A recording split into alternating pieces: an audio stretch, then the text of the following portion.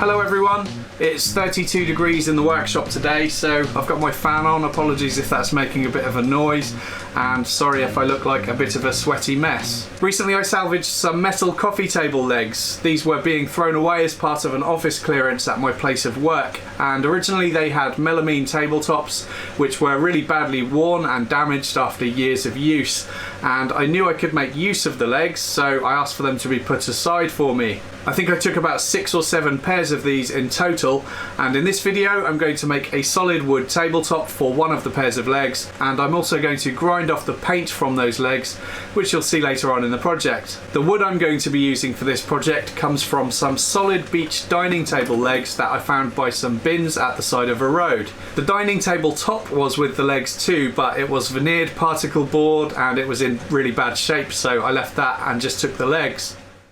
First I removed the bolts from the legs, which were screwed into some threaded inserts at the top of each leg. I always keep salvaged bolts, washers and nuts because you never know when they'll come in useful.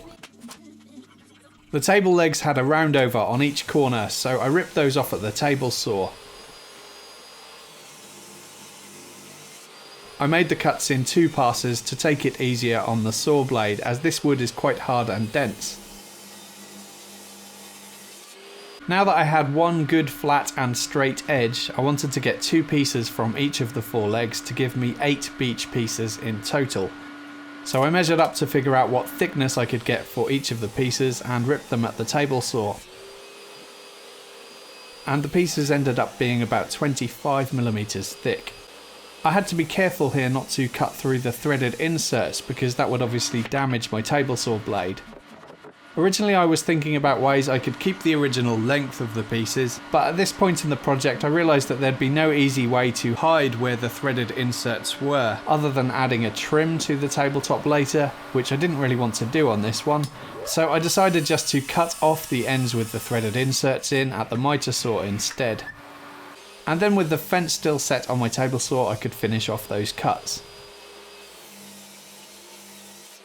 These offcuts from where I cut off the roundovers will be useful in future projects for things like making trim pieces, so I taped them together and stashed them in my offcuts bin. I then cleaned up the edges of each of the beech pieces at the table saw just by trimming off a small amount. The table legs measured 600mm from front to back, so that's the size I needed for the tabletop. And with all of the beech pieces now cut to size, I measured the combined width of all of the beech pieces at 510mm, which meant I needed to make up the difference of 90mm, and for that I wanted to use a contrasting dark wood. So I did a quick calculation, 90mm divided by 7, which would be the quantity of dark wood pieces I needed in between the beech, and that gave me a measurement of just under 13mm, so that was the width I needed to cut the dark wood pieces to. I had some sapele I could use for this. I pulled out a couple of pieces that I could use to get the right thickness and width I needed, and then ripped them to size at the table saw.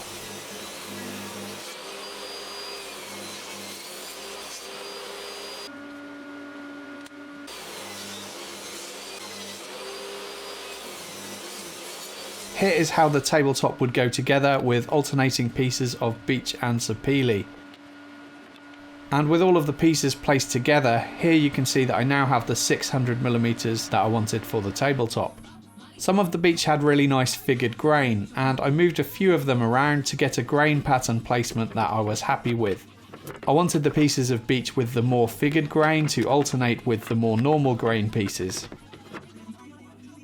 Then I could start to glue up the pieces into panels, and I did the glue up in 3 panels initially, mainly because I wanted to run these panels through the thickness planer later, and my planer can only handle panels of 260mm wide, so I kept all 3 glue ups less than that width.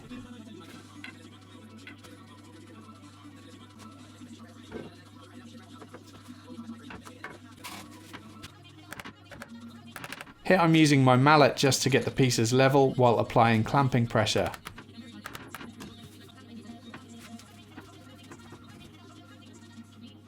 And then I left them clamped up for a few hours, and while waiting for the glue to dry, I started working on the metal legs.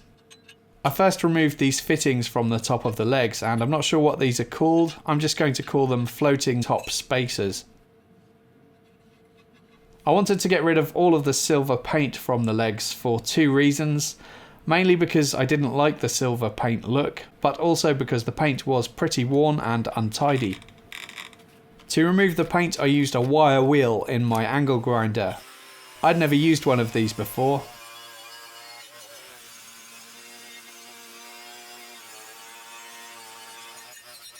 It took a couple of hours and a fair bit of effort to get all of the paint off both legs, and by that point I could then take the clamps off the panels for the tabletop.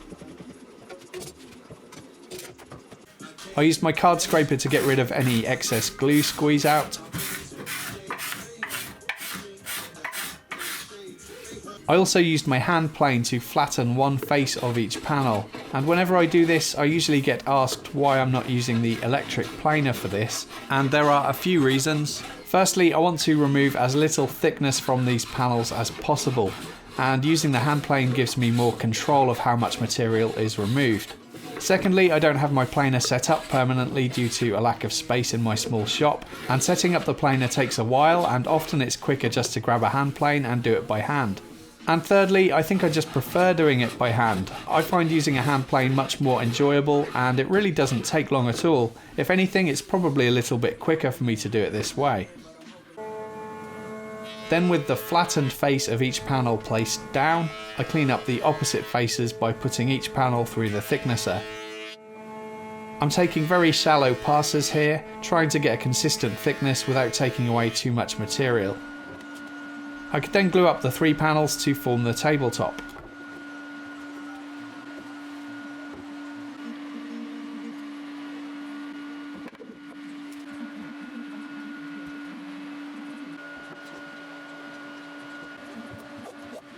I added clamps from below and above to try to keep the tabletop from bowing while it was gluing up.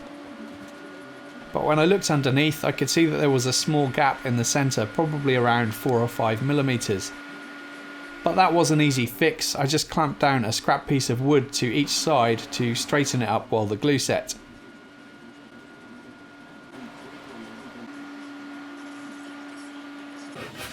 Once that was dry, I made some final refinements with my hand plane to make sure that all of the pieces were flush with one another and that the tabletop was straight, and I used a steel ruler to check for flatness.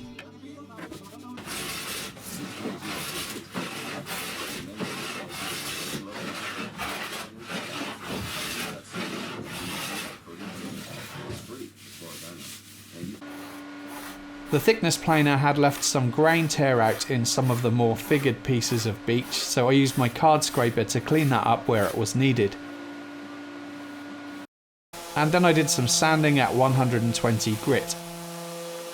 I also sanded the metal legs, and that really cleaned them up nicely and gave the metal more of a shiny finish.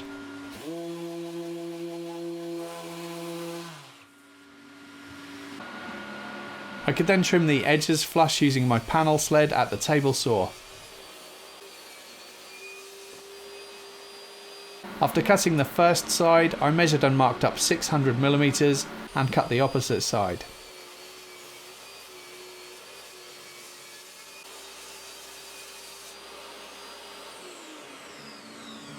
Originally I was going to use the floating top fittings to attach the tabletop to the legs. There were three components to these: a metal plate that attaches to the tabletop, a threaded spacer that attaches to the legs, and a bolt from underneath to secure the spacer to the top plate. With all of the parts fitted, I first applied some hot glue to the top of the plates, and then I could position the tabletop where I wanted it. After a few seconds, when the glue had set, I could remove the tabletop and secure the plates more permanently with screws.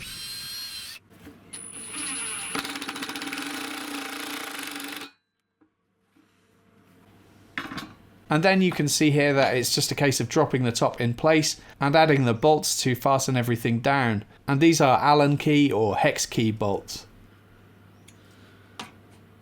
I then sanded the end grain edges of the tabletop, and I broke over the sharp edges too, just to soften them. I did this just so that the tabletop would feel nicer to touch. At this point in the project, after giving it some more thought, I decided that using the floating top style spacer mounts wasn't the best idea for a couple of reasons. Firstly, and most importantly, they wouldn't allow the solid wood top to expand and contract with seasonal changes, which could result in the wood splitting or cracking over time. And secondly, I didn't really like the way that they looked, so instead I decided to mount the top directly to the legs. I drilled pilot holes through the top of the metal legs and then widened them with a step cutting bit. These holes were drilled to around 20mm wide, which I figured should allow the wood to expand and contract as necessary. I removed the floating fittings from the tabletop. Before fitting the legs, I first applied a rough coat of finish to the underside of the top. I drilled some pilot holes, and then using some large washers and some 25mm screws, I could secure the top directly to the legs. I did some final sanding by hand to the tabletop at 240 grit. And then I applied a first coat of spray varnish, starting with the edges and then doing the top. This brought out the grain really nicely. Sometimes I apply oil first before spray varnish to pop the grain more, but I didn't here because I wanted the beech to be light in colour, and oil tends to yellow and darken the colour of beech quite a lot, which I didn't really want for this table. The grain looked really nice. When the first coat was dry, I sprayed on some water and did some wet sanding at 400 grit to denib the finish and keep it smooth. And then I wiped away the dust with a cloth and applied a second coat.